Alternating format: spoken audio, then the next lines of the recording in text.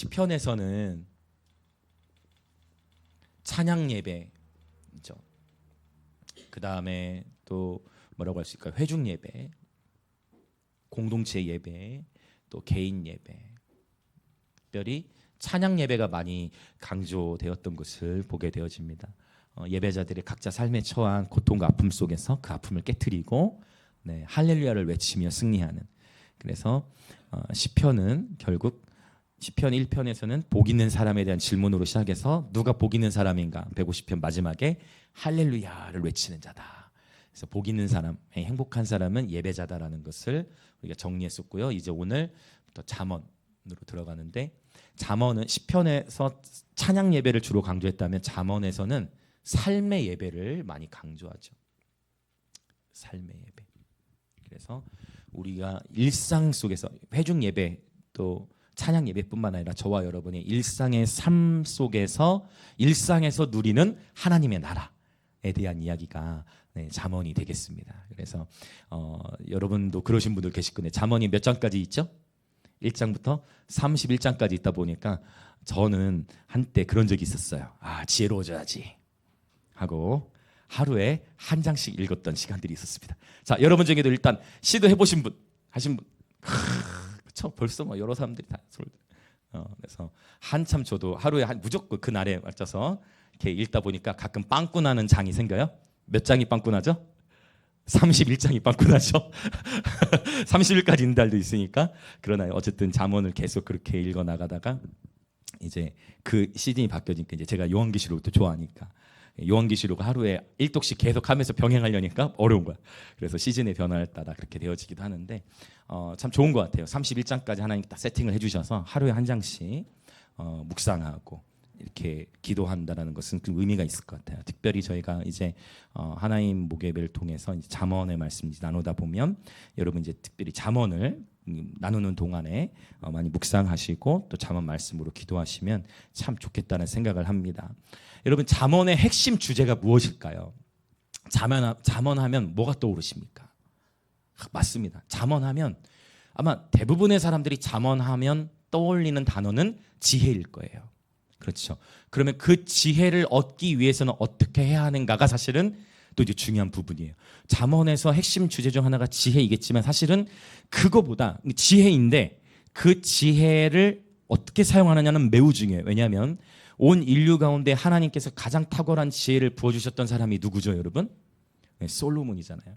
그런데 이 참 아이러니하게도 창세기 3장에서 보면 여호와 하나님께서 지은 들짐승 중에 가장 강교한 자가 누구라고 했을까요?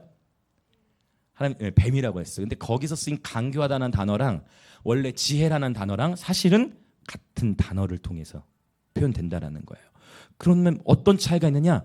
그 지혜는 결국 어떤 하나님이 주신 아이디어와 어떤 지혜라는 것은 예배자가 건강하게 순전한 마음으로 사용할 때는 참된 하나님의 지혜로서 나타날 수 있지만 그 지혜라는 것을 어떻게 쓸 수도 있다? 잔꾀로 쓸 수도 있다. 강교함으로 나타날 수도 있다. 이 지혜, 솔로몬도 그런 실패를 경험했죠? 어떤 실패 경험했습니까? 여러분, 솔로몬이 나름대로 그 탁월한 지혜 안에서 이방 민족, 아버지는 워낙 싸움을 잘했어. 아버지는 다윗이니까. 다윗은 뭐 아버지는 싸움을 너무 잘해. 아버지는 그냥 전쟁에 나가면 무조건 이겨. 모든 다윗의 시대에는 한 번도 패한 적이 없어요. 그러다 보니까 아버지는 싸움을 너무 잘하는데 솔로몬은요? 솔로몬은 광야를 모르는 사람이에요. 그게 솔로몬의 탓은 아니에요. 솔로몬의 탓은 아니잖아요. 다윗의 유업이잖아요. 근데 솔로몬이 광야 생활을 안 통과했다 보니까 뭐가 약할까요? 맷집이 약하겠죠. 물론 왕국에서도 왕자들 훈련을 시키겠지만 실제 전투, 진짜 치열한 삶의 전쟁 또는 광야에서의 그래서 여러분, 이것은 우리가 정하는 것은 아니지만 특별히 우리의 다음 세대들, 여러분 이 자리에 계신 모든 우리 부모님들의 자녀 세대들은 솔로몬처럼 시작부터 하나님의 그 보호하심 안에서 시작하는 게 당연히 좋은 거예요. 잘 가르치고. 그러나 또한 광야의 시즌을 통과하고 계신 모든 분들을 축복합니다. 광야의 시즌을 통해 저와 여러분은 전쟁의 용사가 되는 거예요. 맷집이 강해지고 한 대 맞아도 안 쓰러지고. 이렇게. 제가 한번 그 고린도전서 강의하면서 주일에 나눴는데 권투 선수가 어떻게 한 대도 안 맞습니까? 전투비유를 하거든요. 바울이 한 대 맞았다고 해가지고 무서워서 그 바울을 어떻게 표현했어요? 허공을 향해. 그러니까 한 대 맞고 무서우니까 무서워서 눈 감고 큰일 난다. 그래서 맷집이 커져야 되는데 솔로몬이 그러다 보니까 싸움에는 자신이 없고 솔로몬이 선택한 건 뭐예요? 자신의 지혜를 발휘하긴 했지만 그 지혜가 사실은 하나님 보시기에 옳지 않았죠. 외교로 그 당시에도 외교 정치가 있었다라는 거예요. 외교 정치를 한 거예요. 이방의 왕들 다 데려와서 첩으로 들여와야 되겠다. 그러니까 솔로몬이 단순히 그냥 음란해가지고 그냥 첩을 1000명 두고 했던 게 아니고 가장 큰 목적은 음란해서가 아니라 결국 전쟁을 방지하기 위한 외교 정책이었어요. 그것이 하나님 보시기에 옳지 않았고 그 이방의 여인들, 이방의 공주들이 들어오면서 그냥 온 게 아니라 뭐를 가져와요? 자기 나라의 신을 데려오는 거예요. 이방 신들을 데려오는 거예요. 그러니까 이방 신들을 하나씩 모으는 결과가 돼버렸던 거예요. 네, 그래서 결국 그 솔로몬 당대가 아니라 바로 그 솔로몬의 후대에 바로 전쟁의 시대, 이제 그때부터 돌이킬 수 없는 다시금 나라가 분열되어지는 상황을 겪게 됐어요. 그래서 여러분 결국 잠언은 지혜에 대한 이야기인데 제가 얘기하고자 하려는 건 뭐냐면 지혜보다 더 핵심적인 가치가 있어요. 그게 뭐냐? 신학적으로 이걸 인클루시오라고 하는데 시작과 끝에서 동일한 걸 언급해줘요. 그리고 가운데다가 또 핵심을 얘기하고 자, 그 내용이 뭐냐? 이제 오늘 잠언 1장 1절부터 7절까지만 볼 건데 먼저 핵심 주제 내용을 볼 거예요. 1장 7절을 먼저 보겠습니다. 1장 7절 이것이 잠언의 핵심 주제와 다 연결돼 있어요. 자, 1장 7절 같이 읽어보겠습니다. 시작. 여호와를 경외하는 것이 지식의 근본이거늘 미련한 자는 지혜와 훈계를 멸시하느니라. 자, 지금 잠언 1장 7절에서도 이야기하는 것은 여호와를 경외하는 것. 여호와를 경외하는 것이 무엇의 근본이라 했습니까? 지식. 여기 근본이라는 단어는 레시트. 이 레시트는 창세기 1장 1절 베레시트 그 단어에 결국 근본이다, 태고다. 즉 지식의 가장 근원은 어디서부터 우리가 지식의 지식의 시작은 어디인가? 결국 하나님에게서부터 나오기 때문에 아멘. 그래서 하나님을 경외하는 것이 지식의 근본인데요. 자, 마지막 장으로 가봅시다. 우리 31장. 잠언 31장. 오늘은 서론부니까 다음 주부터 이제 한 장씩 볼 거예요. 잠언 31장 30절. 31장 30절 같이 읽겠습니다. 시작. 고운 것도 거짓되고 아름다운 것도 헛되나 오직 여호와를 경외하는 여자는 칭찬을 받을 것이라. 또 나오죠. 아멘. 자, 여호와를 경외하는 자가 무엇을 받는다고 했어요? 여호와를 경외하는 자. 찬양. 사실 찬양이라는 단어로도 쓸 수 있긴 해요. 네, 칭찬. 칭찬을 받을 것이다라고 표현하고 있어요. 사실 여기 고운 것도 거짓되고 아름다운 것도 헛되다 했는데 원래 고대에는 오늘날에는 아름답다, 여성이 아름답다 하면은 여성분들은 주로 뭐를 시작하죠? 아름다워지려고 다이어트를 하죠. 여성분들은 오늘날에 보면 아름다워지기 위해서 다이어트라는 걸 하는데 고대는요 아름다워지기 위해서 더 불렸어요. 완전 반대 개념이죠. 고대에서는요 이렇게 여성의 이렇게 푹만 해야 돼요. 그래서 실제로 아세라상이나 이런 신상들을 보면 우리가 생각하는 뭐 이렇게 허리가 잘록한 여신상이 아니라 어떻게 생겼을까요? 엄청 막. 왜냐하면 다산이 굉장히 중요했기 때문에 뭐든지 이렇게 풍성하게 이렇게 되어졌어요. 그러니까 오늘날의 개념은 반대되는 건데 진짜 아름다운 것이 무엇인가에 대해서 이제 나중에 31장 가면 아마 대부분 우리 남성분들은 이 말씀으로 기도를 하실 거예요. 저도 한 번 했어요. 현숙한 여인 자주 이걸로 기도. 그렇죠? 하람이도 이제 그걸로 기도해야 되고. 영양제님도 이제 이 말씀으로 해서 그렇죠? 현숙한 여인에 대한 것을 우리는 많이 기도하는데 물론 여기서 그러면 남성만 하게 되느냐 그렇진 않아요. 잠언에서는 지혜를 자 이걸 신학적으로 의인화 또는 여성화 시켜서 표현해요. 그래서 여기 성에 대한 개념보다는 결국 하나님을 경외하는 현숙한 여인, 하나님을 경외하는 사람에 대한 언급인데요. 자 이렇게 인클루지오 즉 시작과 끝 경외로 시작해서 경외하는 삶으로 맞춰지는데 또 가운데 또 중요한 핵심 구절이 있어요. 잠언 9장 10절 읽어보겠습니다. 9장 10절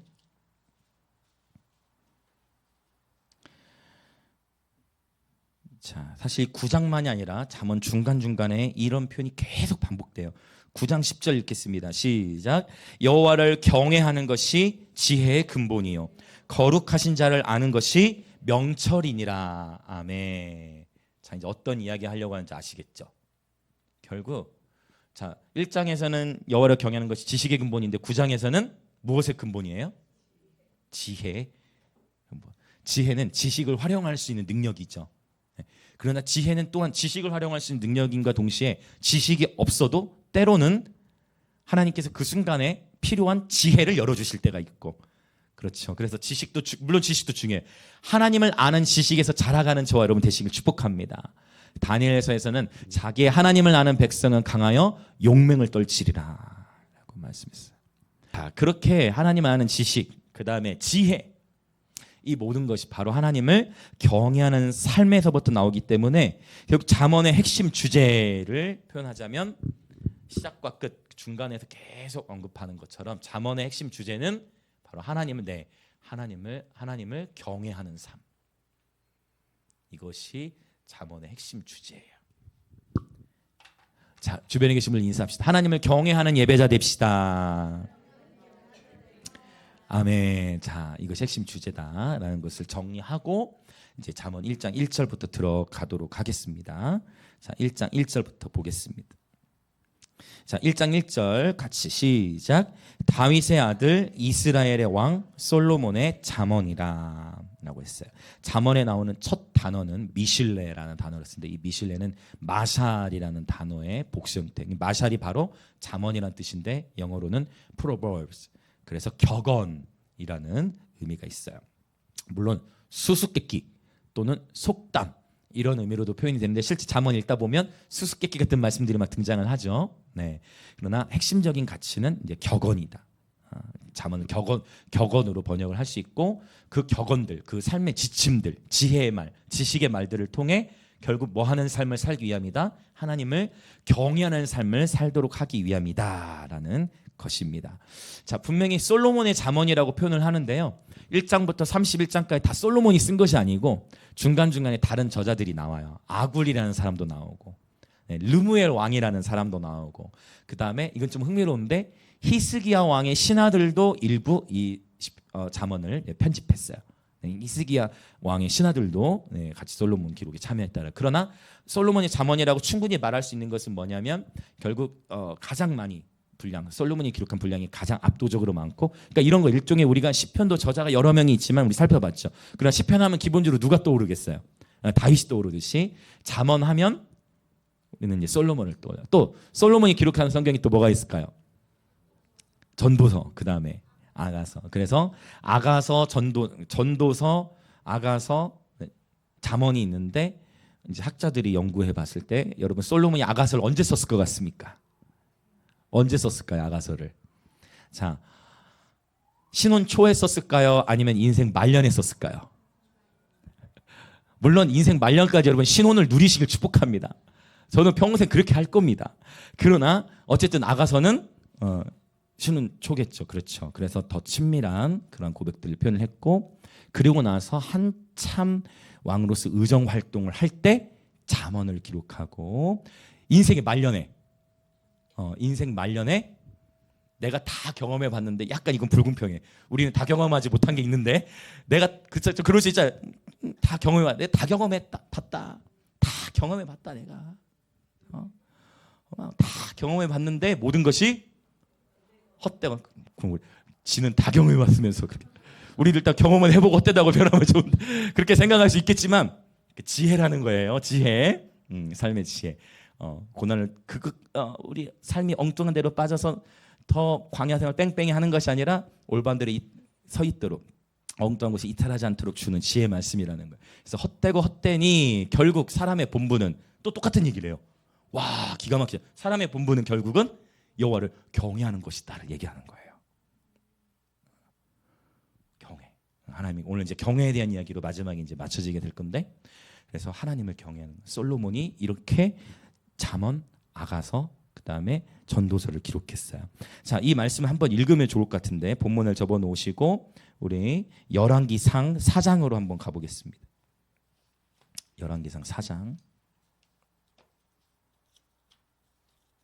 열왕기상 4장. 4장 29절부터 32절을 한번 보겠습니다. 29절부터 32절 시작. 하나님이 솔로몬에게 지혜와 총명을 심히 많이 주시고 또 넓은 마음을 주시되 바닷가의 모래같이 하시니 솔로몬의 지혜가 동쪽 모든 사람의 지혜와 애굽의 모든 지혜보다 뛰어난지라. 그는 모든 사람보다 지혜로워서 에스라 사람 예단과 마올의 아들 헤만과 갈골과 다르다보다 나음으로 그의 이름이 사방 모든 나라에 들렸더라. 그가 잠언 3,000가지를 말하였고 그의 노래는 1,005편이며. 할렐루야. 자, 지금 우리가 이 솔로몬에 대한 기사를 읽었는데요. 솔로몬이 하나님께서 솔로몬에게 지혜와 총명을 그냥 조금 주신 게 아니고 지혜와 총명을 심히 많이 주셨대요. 너무 놀랍지 않습니까? 정말 부럽지 않습니까? 이런 영역은 부러워해도 될 것 같아요. 하나님께서 솔로몬에게 지혜와 총명을 주셨다라고도 하지 않고 그냥 많이 주셨다라고만 하지 않고 그 앞에 더 붙였어. 도대체 얼마나 많이 주셨길래. 그래서 인류 역사상 가장 지혜로웠던 인물을 우리는 솔로몬으로 인정할 수밖에 없어요. 심히 많이 주셨는데 이것만 가진 게 아니야. 여기서 더 놀라운 게 있어요. 이렇게 지혜와 총명만을 심히 많이 주신 게 아니야. 그러니까 솔직히 똑똑하기만 한 게 아니고, 그러니까 보통은 인간적으로 막 너무 똑똑하고 잘난 사람은 조금 어떤 느낌이 있어요. 약간 사회적 인간적으로 우리가 너무 잘난 것 같고 너무 똑똑한 것 같은 사람들 뭐 콧대 높다라 이런 표현을 우리가 쓰잖아요. 인간적으로 우리가 그렇다는 게 아니고 그런 표현을 쓰잖아요. 그런데 그냥 이런 자신의 지식을 자랑하고 막 그렇게 함부로 백성을 대하고 포악하게 통치한 게 아니라 지혜와 총명을 하나님이 심히 많이 주셨을 뿐만 아니라 또 하나님 어떤 마음도 주셨어요? 넓은 마음을 주셨어요. 넓은 마음. 너무 좋은 것 같아요. 정말. 그래서 여러분 정말 저도 선포합니다. 시간 저와 여러분에게 하나님께서 이 지혜와 총명을 심히 많이 부어주실 뿐만 아니라 이 넓은 마음을 허락하사 지혜와 총명에서도 자라가고 또 우리의 좁은 마음을 주님 넓혀주셔서 넓은 마음으로 예수 그리스도의 온유하고 겸손하신 성품으로 그렇게 사랑하며 살아가는 예배자들 되시길 축복합니다. 아멘. 너무 좋은 것 같아요. 이 기도. 우리는 솔로몬 하면은 보통 어떻게만 기도해요? 솔로몬 잠언하면 하나님 지혜를 주시옵소서. 우리 자녀들 위해 기도할 때도 하나님 지혜를 주시옵소서. 이렇게만 기도하는데 이제 하나 더 붙이면 좋을 것 같아. 뭐도 구할까요? 같이. 그러고 봤더니 지혜만 구한 것 같지 않으세요? 그렇지 않습니까? 아멘. 할렐 그리스도의 마음. 아멘. 그래서 하나님 우리 누구에게 하나님 지혜와 총명도 주시고 넓은 마음도 주옵소서. 솔로몬이 들었던 것처럼 워낙 지혜가 탁월한 나머지 잠언을 말했는데 잠언을 몇 가지를 말했대요? 3,000가지를 말했대요. 잠언이 31장까지 910절이 있거든요. 그러니까 그 얘기는 뭐냐면 기록되지 않은 수많은 잠언이 더 있다는 거예요. 당연하겠죠. 성경은 선별적으로만 하나님의 영감에 의해서 선별적으로만 기록이 됐고 예수님도 말씀하셨잖아요. 이 외에 기록되지 아니한 수많은 행적이 있는데 그걸 다 기록하려면 온 세상이라 하더라도 이 성경의 기록을 다 보존할 수가 놓을 수가 없다라고까지 표현하는 것을 보게 되어져요. 잠언을 3,000나 짓고 그 다음에 솔로몬이 노래도 만들었네. 뭐 이렇게 되면 이제 다 가진 것처럼 느껴지는 노래는 또 몇 편을 만들었어요? 1,005편이나 만들었어요. 어마어마한 거예요. 우리는 보통 노래 한두 곡 만드는데도 기도하면 열심히라기보다는 하나님께 기도하면서 노래 만들게 노력하는데 겨우겨우 한두 개씩 나오는데 사람이 요즘 유명한 가수를 할지라도 여러분 죽을 때까지 200~300편 노래 짓기가 쉽지 않은데 1,005편이나 되는 그 노래를 지었다는 것은 너무 큰 축복 같아요. 그래서 이제 뭐 기도할 게 늘어났죠. 지혜와 총명에서 멈추지 말고 넓은 마음에서 멈추지 말고 노래까지 이제 여러분 기도를 하셔서 우리 하나님의 앨범으로 함께 같이 내면 얼마나 좋겠어 앞으로. 아멘. 믿음대로 될지어다. 여러분 저는 비전공자예요. 저는 지금까지도 제가 인정합니다. 낮은 음자의 피를 볼 줄을 몰라요. 제가 피아노를 치는 거는 가끔 이제 연주 없으니 피아노 연주도 하지만 여러분 저는 낮은 자표 음표도 제대로 못 봐요. 길이의 이름도 사실 뭐가 2분음표고 4분음표고 8분음표고 그다음에 심표 중에 뭐 장르 이런 거 사실 심표 이러면 또 잘 몰라요. 그냥 이제 감으로 그냥 하는 거예요. 그렇게 저는 음악적으로 저는 부족한 사람이에요. 그런데 노래를 짓게 된 것은 하나님의 은혜이고 제가 지었다면 여러분도 무조건 여러분도 당연히 노래를 지으실 수 있습니다. 제가 뭐 송경민 목사님이 아니잖아요. 제가 뭐 또 누구 있을까? 제가 뭐 탁월한 작곡가가 아니잖아요. 그냥 저는 무명의 목사일 뿐이에요. 그냥 무명의 예배자일 뿐이에요. 여러분 축복합니다. 솔로몬도 1005편을 지었어요. 하나님의 지혜가 임하니까. 아멘. 하나님의 총명함이 임하니까. 그러니까 하나님의 지혜와 총명함 안에서 모든 것이 풀어져요. 그래서 지혜 있는 자는 하나님 저에게 지혜를 주세요라고만 기도하지 않고 하나님 저에게 지식을 주세요라고만 기도하지 않고 하나님 내가 하나님을 경외합니다. 하나님을 경외하는 삶을 살 때 이 모든 지식과 지혜를 하나님께서 열어주실 것을 예수님의 이름으로 선포합니다. 결국 핵심은 지혜에 있는 것이 아니라 하나님을 경외하는 데 있다. 이게 이제 핵심이라는 거예요. 자, 그래서 더 봅시다. 이제 1절을 읽었고 그러면 2절부터 6절까지 나오는 내용은 잠언의 목적과 결과를 언급하고 있어요. 2절부터 6절을 쭉 읽어보겠습니다. 시작. 이는 지혜와 훈계를 알게 하며 명철의 말씀을 깨닫게 하며 지혜롭게 공의롭게 정의롭게 정직하게 행할 일에 대하여 훈계를 받게 하며 어리석은 자를 슬기롭게 하며 젊은 자에게 지식과 근신함을 주기 위한 것이니 지혜 있는 자는 듣고 학식이 더할 것이요 명철한 자는 지략을 얻을 것이라. 잠언과 비유와 지혜 있는 자의 말과 그 오묘한 말을 깨달으리라. 아멘. 여러분 너무 놀랍지 않습니까? 하나님은 단순히 저와 여러분에게 이 잠언의 말씀을 통해 우리를 지혜롭게 할 뿐만 아니라 3절에 보면 지혜롭게, 그 다음에 공의롭게, 그 다음에 정의롭게, 그리고 정직하게 삶을 살아가도록 잠언의 말씀을 주신 거예요. 확실히 지혜보다 더 넓다라는 것을 발견하게 되어집니다. 자, 지혜에 대한 얘기도 이제 나중에 더 많이 하게 되겠지만 잠언 8장에 보면 나를 사랑하는 자는 나의 사랑을 입을 것이요 나를 간절히 찾는 자가 나를 만날 것이란 말씀이 있거든요. 이 말씀을 누굴 가리키는 것 같아요? 어떻습니까, 여러분? 나를 사랑하는 자는 나를 만날 것이다. 나를 간절히 찾는 자가 나를 만날 것이다. 뭔가 누가 연결된 것 같아요? 예수 그리스도와 좀 연결되는 것 같죠. 실제 여러분 우리가 이제 잠언을 오늘 서론이니까 이런 부분을 좀 더 나누게 돼요. 지혜에 대해서 얘기를 할 때 신약에서 보면 예수 그리스도는 하나님의 지혜가 되시죠. 아멘. 고린도전서에 보면 특별히 십자가는 곧 하나님의 지혜라고 표현을 해요. 예수님과 십자가. 근데 그러면 이렇게만 볼 수 있느냐? 여기다가 등호가 하나 더 들어가야 돼. 뭐냐? 이것도 들어가야 돼.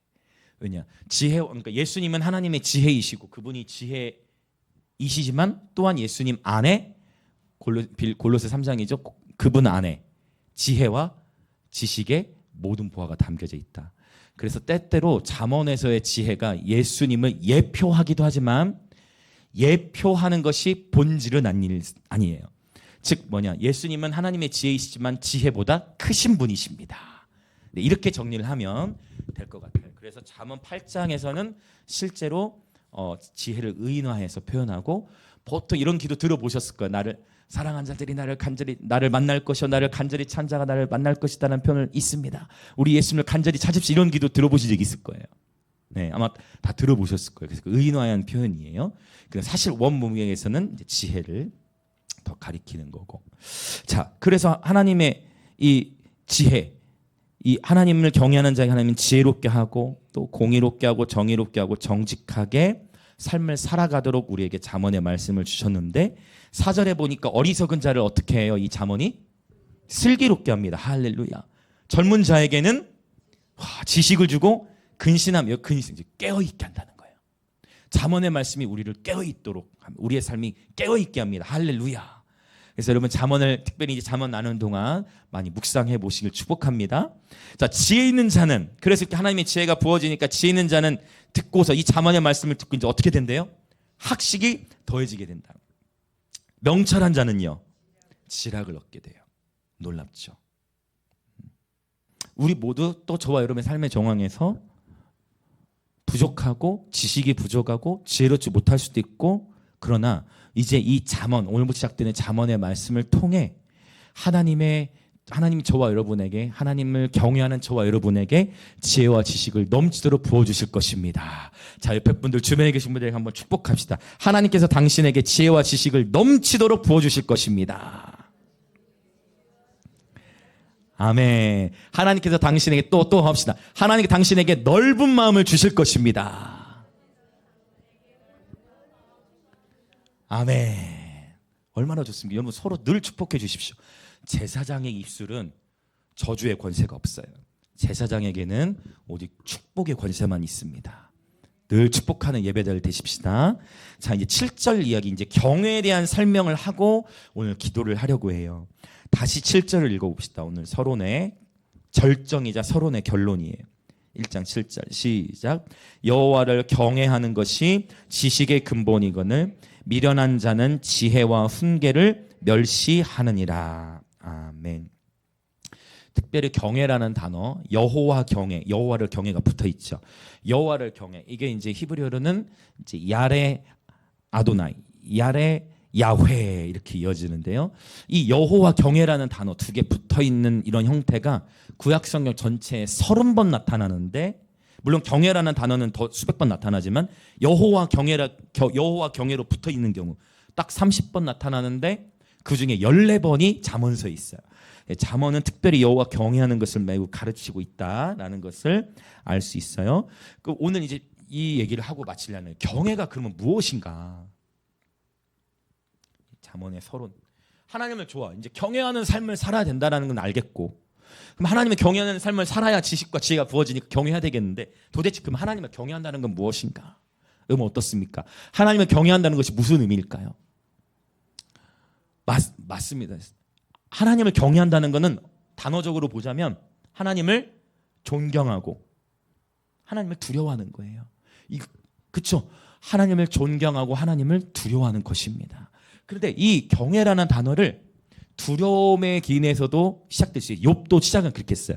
욥이 하나님을 경외했던 첫 번째 동기는 뭐였냐면, 자녀들의 행실이 하나님 앞에서 올바르지를 못하다 보니까 욥이 어떻게 해요? 기억하십니까? 욥기 1장 2장에 하나님이 욥 자신의 자녀들에게 심판을 내리실까 봐 욥이 자녀들을 대신, 왜? 심판받을까 두려워서 자녀들을 위해 제사를 대신 드리잖아요.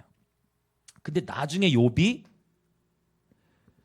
하나님께서 욥에게 직접 나타나셔가지고 욥에게 천하 만물의 이치를 보여주시면서 우주에 대한 이야기, 땅의 짐승들의 이야기, 수많은 자연 만물에 대한 얘기를 풀어주시니까 욥이 거기서 내가 이제야 주님을 배움나이다 하면서, 비로소 그때부터는 이전에 하나님을 경외하는 동기는 심판에 대한 두려움이었어요.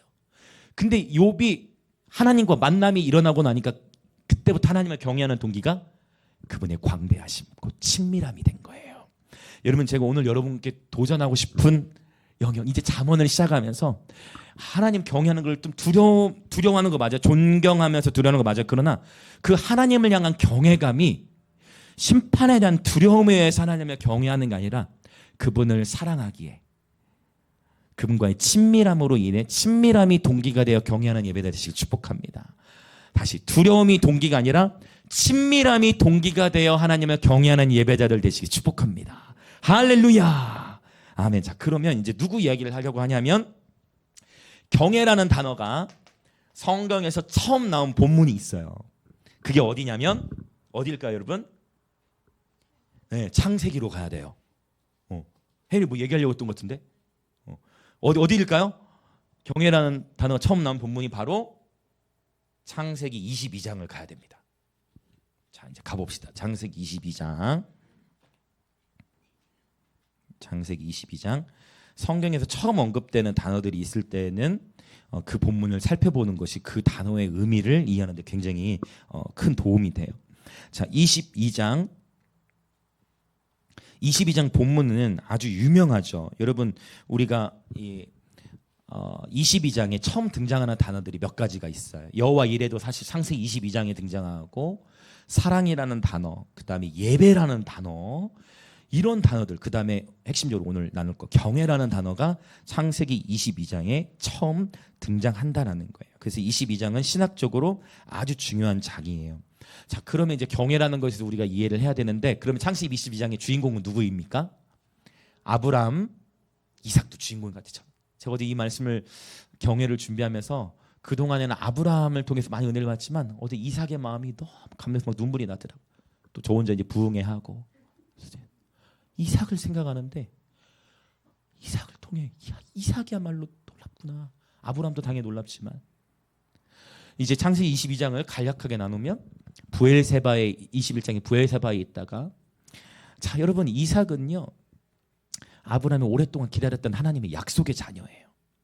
하나님께서 분명히 창세기 12장에서 너는 너 본토 지척 아비 집을 떠나라. 내가 네 자손을 바다의 모래알과 같이 많게 할 거야. 하늘의 별과 같이 많게 할 거야. 한데 자녀가 생겨요, 안 생겨요?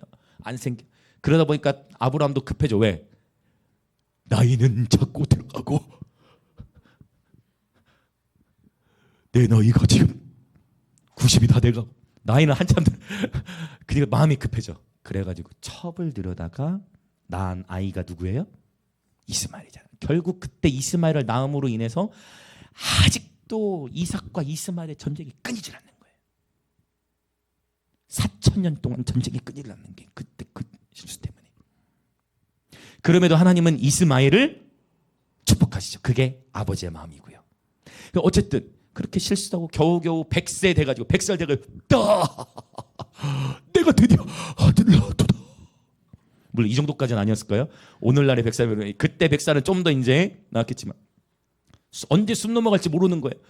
그런 상황 속에서 물론 175세입니까? 아브라함 175세 죽었나? 아무튼 노아 이후로는 수명이 이제 줄어들게 되잖아요. 그러니까 그런 상황 속에서 정말 성령의 그 놀라운 그 행하심으로 잉태했잖아요, 사라. 그래서 나중에 웃어. 어떻게 그럴 일이 내게 일어날 수 있느냐고 처음에는 비웃었는데 나중에 너무 기뻐서 웃어. 그래서 그 아이의 이름을 이삭, 웃음이야. 하나님이 나로 하여금 웃게 하신다. 할렐루야. 하나님께서 여러분으로 하여금 웃게 하실 것입니다. 이삭을 하나님이 주신 거야. 그런데 그 약속의 자녀를 주셨는데 부엘세바에 있어야지. 그런데 22장에 하나님께서 아브라함을 테스트하시는 거예요. 아브라함을 테스트하십니다. 2절 읽어볼까요? 22장 2절 시작. 여호와께서 이르시되 내 아들 내 사랑하는 독자 이삭을 데리고 모리아 땅으로 가서 내가 내게 일러준 한 산 거기서 그를 번제로 드려. 이삭은 하나님이 주신 자녀잖아요. 하나님이 주신 하나님이 아브라함에게 주신 비전이에요. 여러분, 어떠한 경우에도 저와 여러분의 꿈과 비전이 하나님보다 크면 안 돼요. 심지어 그 하나님이 주셨다라고 하는 그 비전마저도 하나님께 언제든 내어드릴 수 있어야 할 줄 믿습니다. 사실 이 모든 게 하나님 경외하는 거예요. 하나님이 주신 비전이라 할지라도 하나님이 달라 하시면 하나님께 드리는 거예요. 그런데 여러분, 얼마나 처절한 씨름이겠어요, 아브라함이. 근데 여기서 아브라함이 끙끙 앓고 맨날 며칠을 씨름하고 갈등한 게 아니라 3절 앞부분만 읽어볼게요. 시작. 아브라함이 아침에 일찍 일어나. 이건 뭐냐면 그 저녁에 하나님이 말씀하시고, 유대인의 개념에서는 저녁이 하루의 시작이에요. 그래서 다음 날이라는 표현을 안 한 거예요. 여기서 아침으로 바로 나온 건 뭐냐면 바로 그 동일한 한 날에 하나님이 말씀을 주신 그날, 아브라함아 네 독자 이삭을 나에게 바쳐라. 아브라함아 네 독자 이삭을 저 모리아 땅으로 가가지고 나에게 바쳐라. 이 말씀을 듣자마자 분명히 저는 나중에 우리가 아브라함 형님을 천국에서 만나면 당연히 물어봐야 되겠죠. 그러나 제가 보기에는 아브라함도 분명히 내적 갈등은 있었을 것 같아요. 부모로서 25년을 기다린 자녀 힘들었을 거예요. 그러나 갈등은 갈등이고, 갈등한다고 해서 들어놓은 게 아니라 어떻게 했어요? 갈등은 갈등이고 가는 거예요. 어디로 가요? 모리아. 원래 브엘세바에 있는데 모리아로 가. 이 거리는 80km 정도 돼요. 야. 그때 차가 있습니까? 오늘날 80km는 뭐 차로 1시간 이내 충분히 가지만 그 길을 어떻게 가는 거예요 이제? 나귀에다가 짐 싣고 이삭 데리고 가는 거예요. 이삭은 모르죠. 아빠, 하나님께서 모리아로 가서 예배하라고 하셨어요? 재밌겠는데요? 아브라함은 그래, 이삭 앞에서는 그래, 이삭아.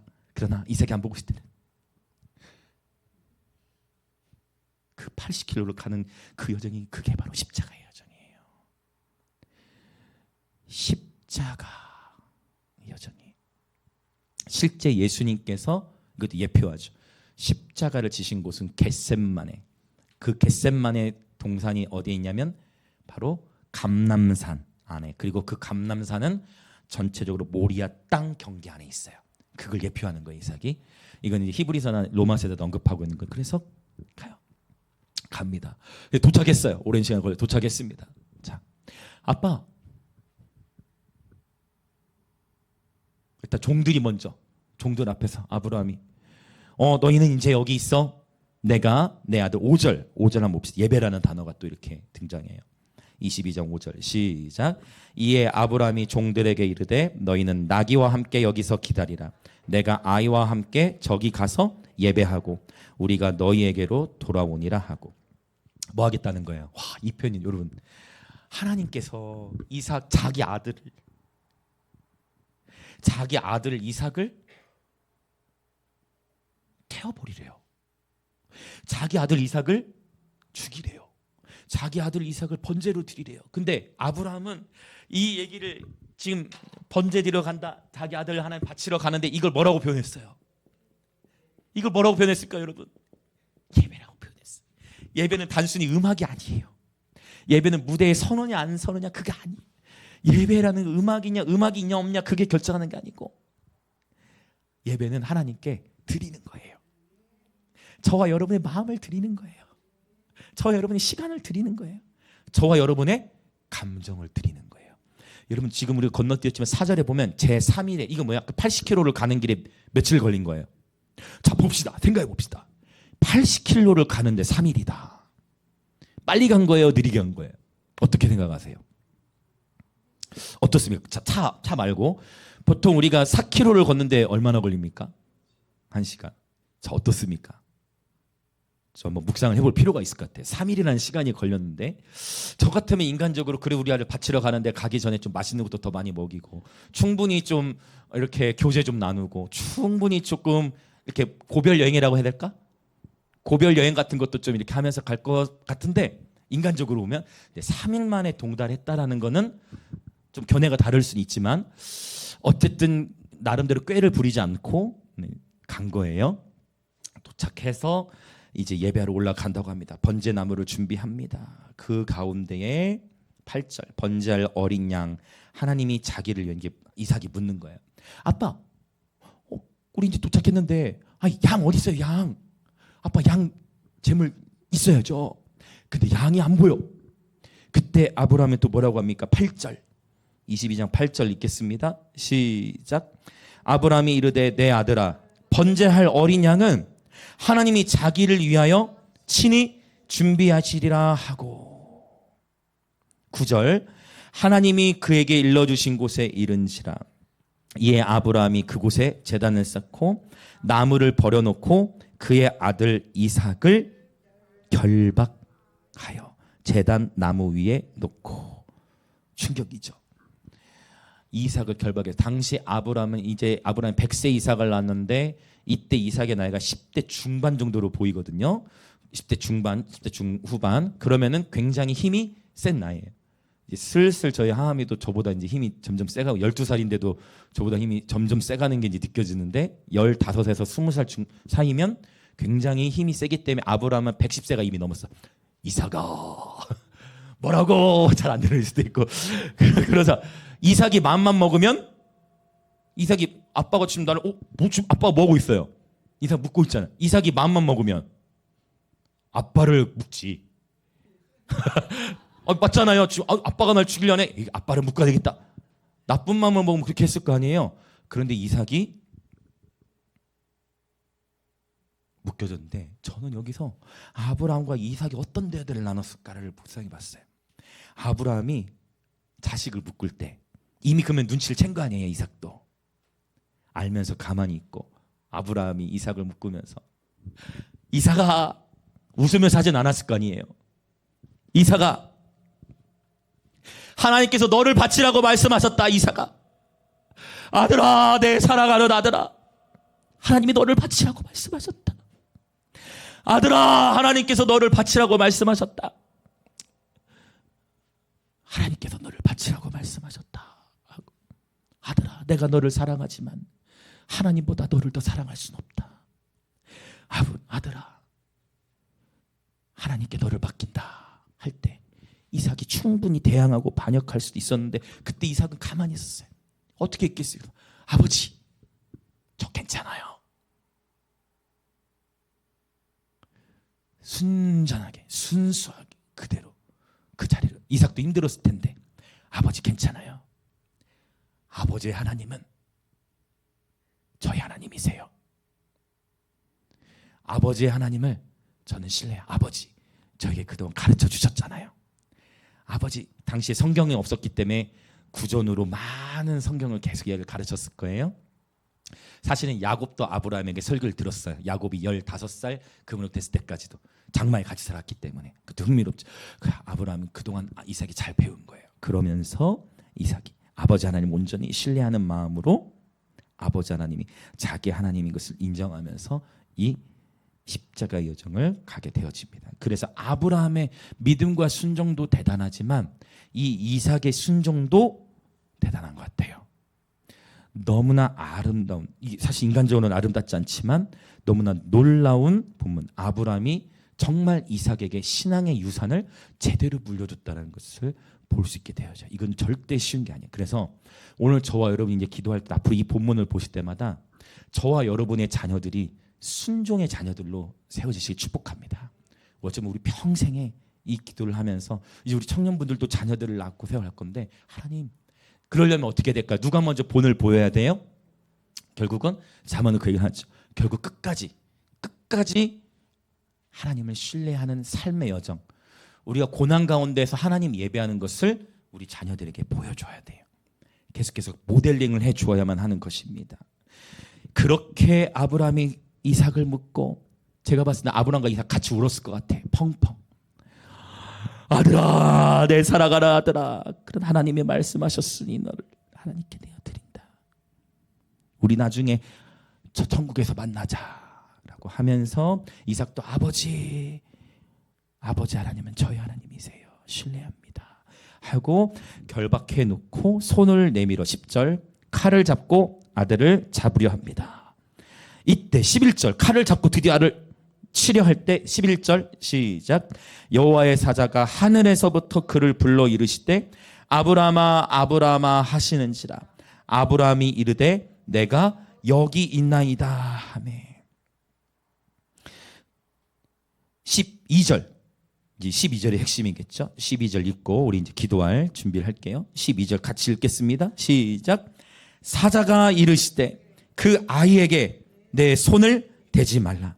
그에게 아무 일도 하지 말라. 네가 내 아들 내 독자까지도 내게 아끼지 아니하였으니 내가 이제야 네가 하나님을 경외하는 줄을 아노라. 저는 이 타이밍이 하나님이 때로는 너무 짓궂으신 거예요.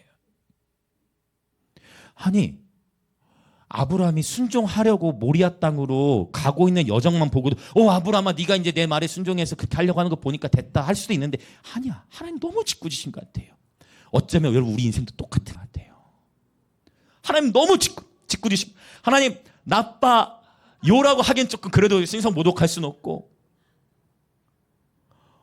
너무 짓궂으신 것 같아. 하나님이 주신 비전이잖아요. 근데 상황은 갈수록 처절해지는 거예요. 굳이? 그럼 산에 도착했을 때라도 아브라함아 이제 됐다 해도 되잖아요. 다 묶어. 아브라함하고 이삭은 펑펑 울을 거 아니에요. 아들아 너를 하나님께 바친다. 이삭아 아버지 하나님이 저희 하나님이에요.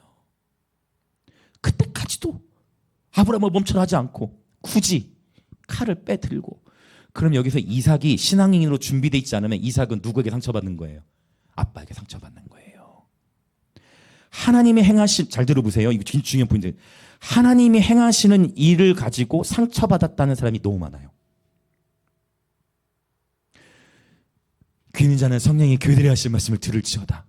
하나님이 하시는 일들이 이해되지 않아서 상처받았다 말하는 경우가 너무 많아요. 하나님이 하시는 일이 이해되지 않아서 하나님에 대해서 오해하는 경우가 너무 많아요. 여러분, 정말 우리는 하나님 말씀 앞에, 여러분 결국 경외는 뭐냐면 내가 이해되지 않을 때 하나님께 순복하는 거예요. 내가 이해되지 않는 상황인데 하나님의 진리의 말씀 앞에는 순복하는 거예요. 하나님 이것만은 안 됩니다. 하나님 이것만은 아니죠. 어떻게 하나님이신데 이러실 수 있어요? 그것이 아니라 하나님, 내가 비록 이해되지 않지만, 다 알 수 없지만, 보이지 않아도 주님을 따라갑니다. 나는 모르지만 주님을 따라갑니다. 이것이 하나님을 경외하는 예배자의 삶인 줄 믿습니다. 칼을 빼들 때까지도 하나님이 기다리시고, 그 이후에 아브라함이 칼을 빼든 이후에 그때 비로소 아브라함아, 네 아들 네 독자에게 손을 대지 말라. 자, 12절에 보면은요, 내가 네 아들 내 독자까지도 내게 아끼지 아니했으니, 이 표현을 그대로 경외라는 단어를 정의해 보자면, 경외라는 것은 하나님께 아무것도 아까워하지 않는 마음이에요. 이 12절로 정의를 내려보자면 하나님께는 아낄 것이 없는 거죠. 하나님보다 더 내게 소중한 것은 없는 것이죠. 이러한 믿음으로 아브라함이 일어서게 되고, 그때 하나님께서 아브라함의 눈을 들어 보게 하시죠. 봤더니 양이 걸려 있어요.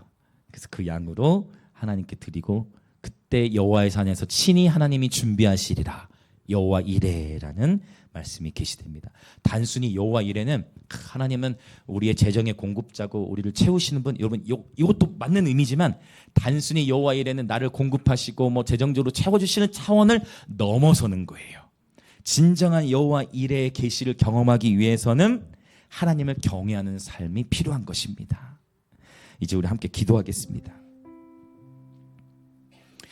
그러니까 하나님은, 이게 굉장히 오늘 경외에 대한 이야기가, 저와 여러분의 도전은 두려움 동기, 하나님이 무서워서 경외하는 게 아니라 하나님과의 친밀함이 동기가 되어 하나님을 경외하는 예배자 되기를 원하는데요, 하나님께서 아브라함을 귀하게 쓰시고자 연단을 허락하시는데, 이해할 수 없는, 도저히 이거는 뭐 어디서 들어본 적도 없고 누구에게 상담해봤자 그건 하나님이 아니다, 그건 잘못된 음성이다 했을 거야 아마. 그렇지 않습니까? 내가 기도하는데 이런 감동이 오는데 자식을 바치라고 하네, 그건 사탄의 음성이다, 이렇게 생각했을 거 아니에요, 주변의 사람들은. 그런데 아브라함은 하나님과 친밀함이 있었기 때문에 그 음성을 바르게 분별한 거예요. 칼 빼든 순간에도 중요한 것 같아요. 그 칼 빼든 순간에 다시 하나님께 아브라함아 멈춰라 했을 때 멈추라는 것은 사탄의 음성이다 하지 않았잖아요. 하나님의 음성과 하나님의 감동을 바로 헤아릴 수 있을 만큼 아브라함은 하나님과 친밀한 거예요. 그리고 하나님이 때와 계절을 따라서 이끄시는 그분의 감동이 다를 수 있는 거예요. 할렐루야. 그렇죠? 왜냐하면 보세요, 이게 믿음, 하나님은 근데 고린도전서 10장에 뭐라고 말씀하셨냐면, 사람이 능히 감당할 시험밖에 허락지 않으신다 했어요. 할렐루야. 여러분 축복합니다. 하나님은 지금 저와 여러분이 고난을 겪고 있고 지금 시험거리가 있으세요? 여러분, 그 시험을 하나님 능히 감당하도록 하시기 위하여 바로 지금 이 시간 저와 여러분을 이 자리에 불러 모아주신 줄 믿습니다. 그것을 하나님이 감당할 수 있는 힘을 오늘 이 시간 부어주실 것입니다. 여러분, 이해되지 않죠? 오히려 하나님의 말씀을 통해 상처가 된다고 표현할 수 있을 것 같아요. 아니, 하나님 어떻게 그러실 수 있습니까? 아니, 하나님 너무 잔인하신 거 아닙니까?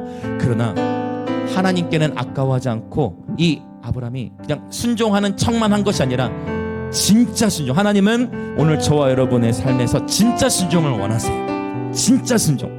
사람의 눈을 속일 수 있는데 하나님을 속일 수 없는 바로 그 진짜 순종. 왜요? 우리를 너무 사랑하셔서, 사랑한다는 것은 질투도 포함이에요. 하나님은 질투하세요. 저와 여러분의 시선이 오직 예수님께만 가 있기를 원하십니다. 할렐루야.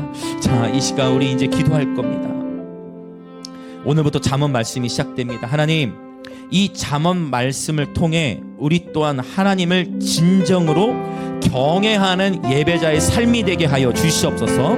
진실한 순종, 정직한 순종, 때로는 다 이해할 수 없고, 때로는 앞이 보이지 않고, 때로는 내가 한 번도 경험해보지 않았고, 다 알 수 없지만, 그러나 하나님의 말씀이라면, 하나님의 인도하심이라면 하나님의 말씀에 순종함으로 경외함을 드러내는 예배자 되게 하시고, 이렇게 하나님을 경외하는 삶을 살아갈 때 하나님은 때에 맞는 지혜와 지식을 열어주시고, 하나님은 우리를 공의롭게, 정직하게, 정의롭게, 지혜롭게 하시며, 우리처럼 우둔한 자를 슬기롭게 하시고, 학식이 있는 자에게는 그 학식을 더하게 하실 것이며, 하나님께서 여호와를 경외함의 보상으로서 재물과 영광과 생명을 부어주신다는 것이 잠언서에 언급되어 있습니다. 그러나 이 보상에 우리의 관심을 먼저 두는 것이 아니라 오늘 이 시간 기도합시다. 오 하나님, 내가 다 이해할 수 없을 때라도 진정으로 하나님을 경외하는 마음으로 하나님께 진짜 순종하는 예배자 되게 하여 주시옵소서.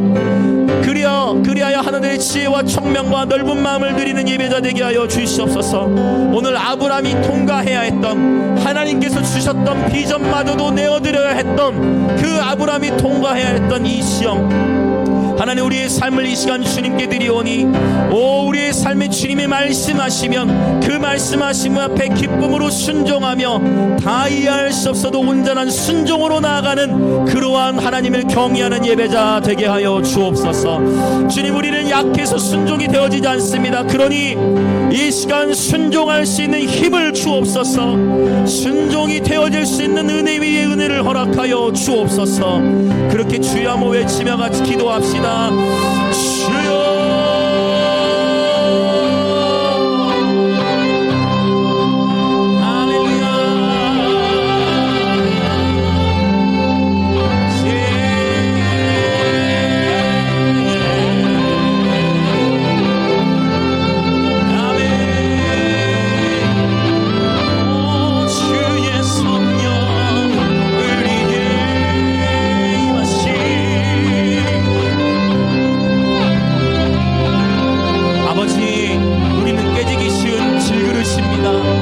아버지, 우리는 너무나 연약하여 한치 앞길 우리 인생도 모르기 때문에 우리의 미래에 대한 두려움이 있고, 우리의 진로에 대한 두려움이 있고, 우리는 재정으로 힘들어하고, 우리는 관계로 인해 아파하고, 끊임없이 이 땅을 살아가면서 마주하는 수많은 갈등과 염려와 번민, 주님, 이 모든 것, 오 주님, 우리 안에 모든 염려와 근심과 걱정과 아버지 상한 마음과 때로는 하나님의 길을 이해할 수 없음과 이 모든 상한 마음들과 아픔들도 하나님의 임재 앞에, 십자가 앞에 내려놓습니다.